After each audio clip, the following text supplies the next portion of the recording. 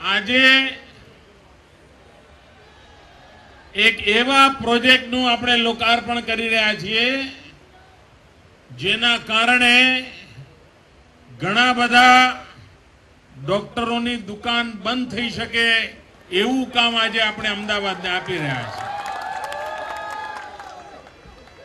આ રિવરફ્રન્ટ શહેરની પણ તબિયત સુધારશે અને નાગરિકોની પણ તબિયત સુધારશે. મિત્રો, હજુ તો આ પહેલો કાર્યક્રમ છે રિવરફ્રન્ટના લોકાર્પણનો. વોકવેનું લોકાર્પણ છે અને એનો લોકાર્પણ થાય પહેલા રાષ્ટ્રીય અને આંતરરાષ્ટ્રીય અડધો ડઝન કરતા વધારે એવોર્ડ આ પ્રોજેક્ટ જીતી ગયું છે. જે લોકો ગુજરાતને બદનામ કરવા ટેવાયેલા છે, દિવસ રાત એક જ કામ. આજના કાર્યક્રમનું તમે વાંચ્યું હશે કે वो ગંદકી વાપરી છે, તમે જોઈ હશે. ભાઈઓ બહેનો, બે પ્રોજેક્ટની હું ચર્ચા કરવા માંગુ છું. નર્મદા યોજનાને વર્લ્ડ બેંક પાસેથી આપણે પૈસા માંગેલા અને વર્લ્ડ બેંકે એમ કહીને નર્મદા યોજનાને પૈસા આપવાની ના પાડી હતી કે આ પ્રોજેક્ટ એન્વાયરમેન્ટ ફ્રેન્ડલી નથી. એના કારણે એન્વાયરમેન્ટને નુકસાન થશે. આપણા વિરોધીઓએ, ગુજરાત વિરોધીઓએ જે કાગા રોડ મચાવી રોજ સવારે પત્રો લખવા, એના કારણે વર્લ્ડ બેંકે આ પ્રકારનું પગલું લીધું. એ વખતે મેં નિર્ણય કર્યો હતો કે વર્લ્ડ બેંકની 80 की 83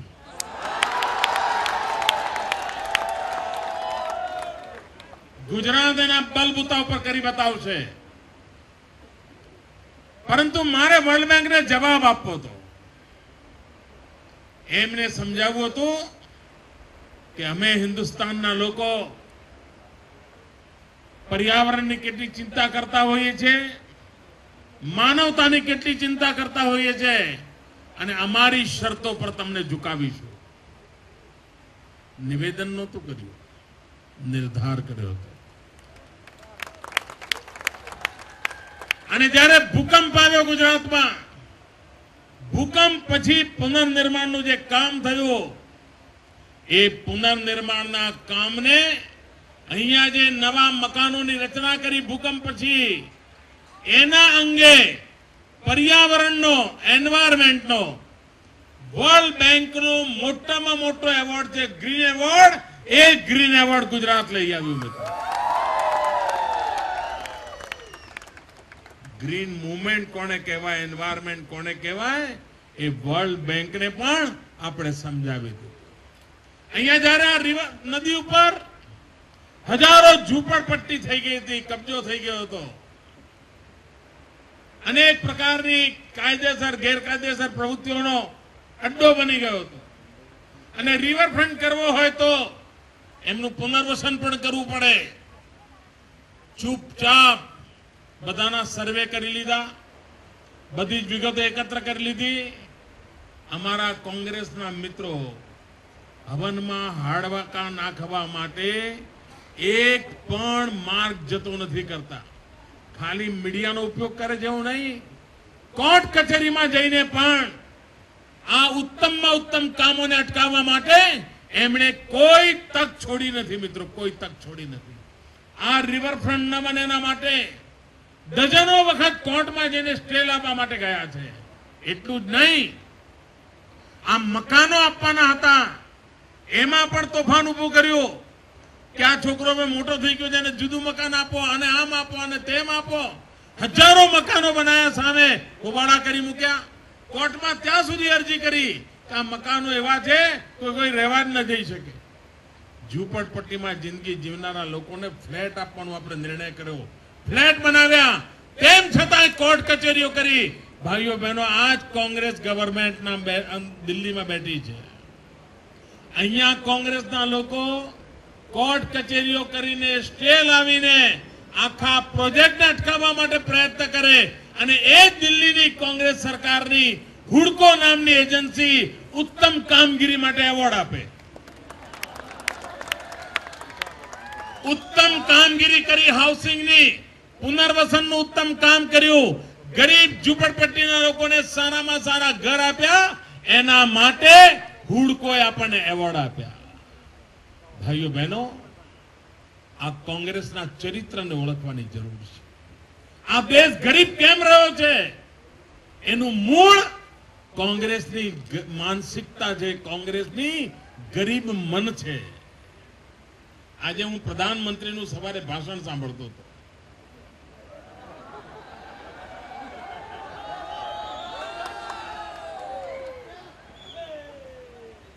રોજ કોઈ બોલતું હોય તો કઈ સાંભળવાનું બહુ ઈચ્છા ન થાય,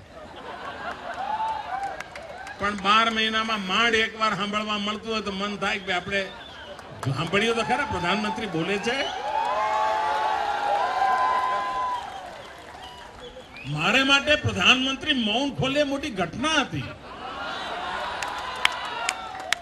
એટલે હું જુનાગઢમાં હતો, સવારે ખાસ ટીવી ચાલુ કરીને મેં એમને સાંભળ્યા. વાંચતા હતા એ,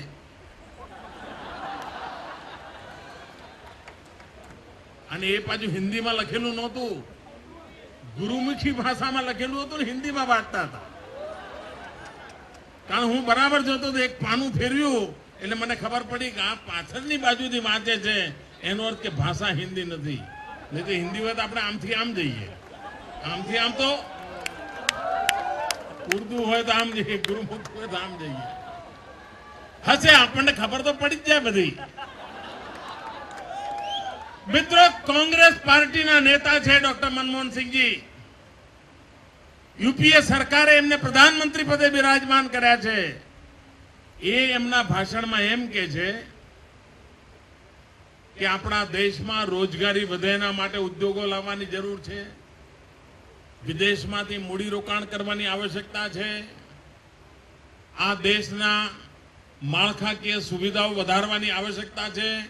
આ બધું ડોક્ટર મનમોહનસિંહજી આજે સવારે બોલ્યા છે. હજુ એ ટીવી પર ચાલતું હશે, વચ્ચે વચ્ચે ટુકડા આવતા હશે. આજ કોંગ્રેસ પાર્ટીના નેતા મનમોહનસિંહજી દિલ્હીમાંથી એક ભાષણ કરે છે અને એમના ચેલા ચપાટાઓ અહીંયા ગુજરાતમાં બેઠા છે. કોંગ્રેસના મિત્રો એક જાહેરાત આપે છે, એ જાહેરાત જોવા જેવી છે. તદ્દન મનમોહનસિંહજીની વિરુદ્ધમાં આખી કોંગ્રેસની જાહેરાત મનમોહનસિંહજીની વિરુદ્ધમાં છે. મનમોહનસિંહજી એમ કે કારખાના આવવા જોઈએ, વિકાસ થવો જોઈએ, ઉર્જાનું ઉત્પાદન થવું જોઈએ, આવું બધું કે. ગુજરાત કોંગ્રેસની ટીવી પર જાહેરાત એમ કે છે કે અમારે રોડ નથી જોઈતા, અમારે કારખાના નથી જોઈતા, અમારે તો અડધો રોટલો મળે તો ચાલે. જોઈ છે ને જાહેરાત? મિત્રો, તમે મને કહો, આ કોંગ્રેસ તમને 18મી શતાબ્દીમાં લઈ જવા માંગે છે, તમારે 18મી સદીમાં જવું છે? આવી દરિદ્ર વાળી માનસિકતાની જાહેરાતો લઈને કોંગ્રેસ આવે કે અમારે રોડ નથી જોઈતા, બોલો, અમારે કારખાના નથી જોઈતા, અમારે વીજળી નથી જોઈતી, અમારા છોકરાઓને ભણવા માટે કોલેજો નથી જોઈતી, યુનિવર્સિટીઓ નથી જોઈતી, બસ અડધો રોટલો આપો પૂરું. આ હાઈટ વરવતી એ જ આપ્યું છે.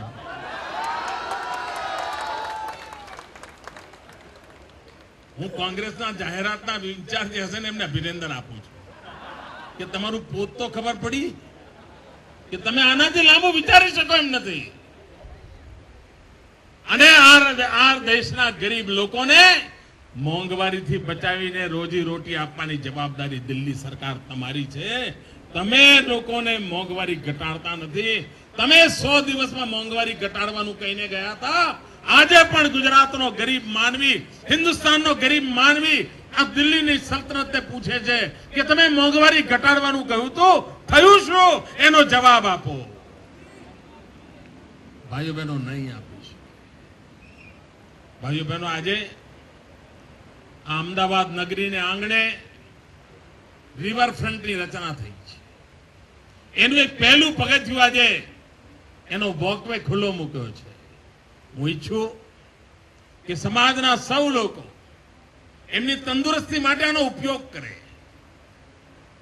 પણ સાથે સાથે જેમ કાંકરિયામાં આ અમદાવાદના નાગરિકોએ, ગુજરાતના નાગરિકોએ મારી વિનંતીને માન આપ્યું હતું, એમને મેં કહ્યું હતું કે કાંકરિયાની સ્વચ્છતાને કોઈ આંચ ના આવે, કાંકરિયાની એક પણ વસ્તુ તૂટવી ન જોઈએ. ભાઈઓ બહેનો, આજે લગભગ 5 વર્ષથી આ નવું કાંકરિયા બનાવે, આ અમદાવાદના નાગરિકોએ એક પણ વસ્તુને તૂટવા નથી દીધી. ત્યાં એક કચરાનું નામો નિશાન નથી. ભાઈઓ, આ રિવરફ્રન્ટને પણ આપણે એવું જ આપણા ઘર કરતા પણ ચોખ્ખું રાખવું છે. આપણા ઘર કરતા પણ એને સાફ સુથરું રાખવું છે. અને એક વાર જો નાગરિકો નક્કી કરે ને કે અમારે ચોખ્ખું રાખવું છે, તો આ કોર્પોરેશનની તાકાત નથી એને ગંદુ કરી શકે. આ કોર્પોરેશન ગંદુ નહીં કરી શકે એ હું તમને વિશ્વાસ આપું છું. જો આ શહેરના નાગરિકો, આ રાજ્યના નાગરિકો નક્કી કરે કે અમારે આને સ્વચ્છ રાખવું છે, આની કોઈ ચીજને અમારે તોડફોડ નથી થવા દેવી, આપણા શહેરની અમાનત છે મિત્રો. અને આ રિવરફ્રન્ટનું લોકાર્પણ કદાચ થતું હશે અમદાવાદની ધરતી ઉપર, પણ હકીકતમાં આ રિવરફ્રન્ટનું લોકાર્પણ હિન્દુસ્તાનને થઈ રહ્યું છે. કારણ આખા હિન્દુસ્તાનમાં આ પહેલો એવો પ્રોજેક્ટ છે કે જેની આપણે શરૂઆત કરી છે. આખા દેશમાં ક્યાંય નથી મિત્રો. હજુ આવનારા દિવસમાં આપણે એવી બસ લાવવાના છે કે જેને ઉપરની બસમાં ના જવું હોય, એક છેડેથી બીજા છેડે આ પાણીમાં ચાલનારી બસમાં જાય. ટ્રાન્સપોર્ટેશનના જેટલા પણ સાધનો ઉભા થઈ શકે આપણે ઉભા કરવાના છે. મેં યંગ મિત્રોને આકર્ષિત કરવા માટે એકવાર અસિતભાઈને કહ્યું હતું કે આપણે ફેસબુક ફોટોગ્રાફી કોમ્પિટિશન કરીએ. અને મેં જોયું કે ફેસબુક ફોટોગ્રાફીમાં એટલા બધા જવાનિયાઓ ભાગ લઈ રહ્યા છે અને એમના ફેસબુક ફોટોગ્રાફી એટલી બધી રીટ્વીટ થઈ રહી છે, એટલું વ્યાપક એની પબ્લિસિટી થઈ રહી છે. આજે દુનિયામાં કોઈ એક પ્રોજેક્ટને સોશિયલ મીડિયામાં સૌથી વધારે જોવાતો હોય તો આ રિવરફ્રન્ટ છે. મેં આજે એમને કહ્યું છે કે દર અઠવાડિયાનો ફેસબુકનો જે ઉત્તમ ફોટો આવે સ્પર્ધામાં એને અહીંયા પ્રદર્શનમાં મૂકો.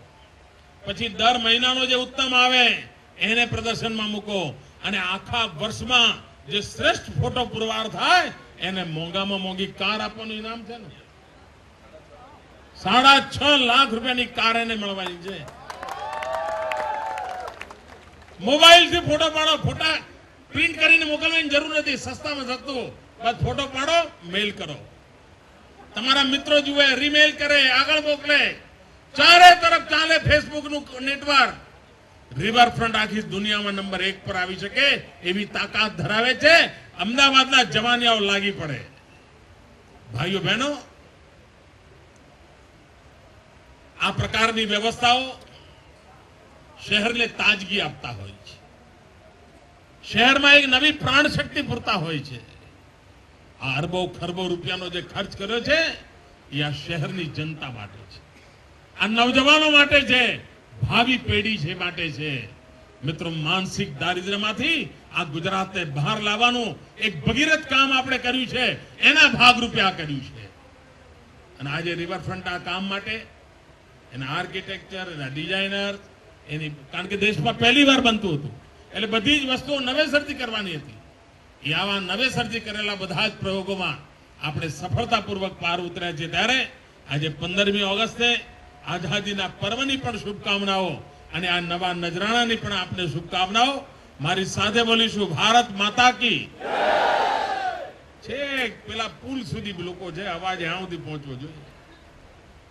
ભારત માતા કી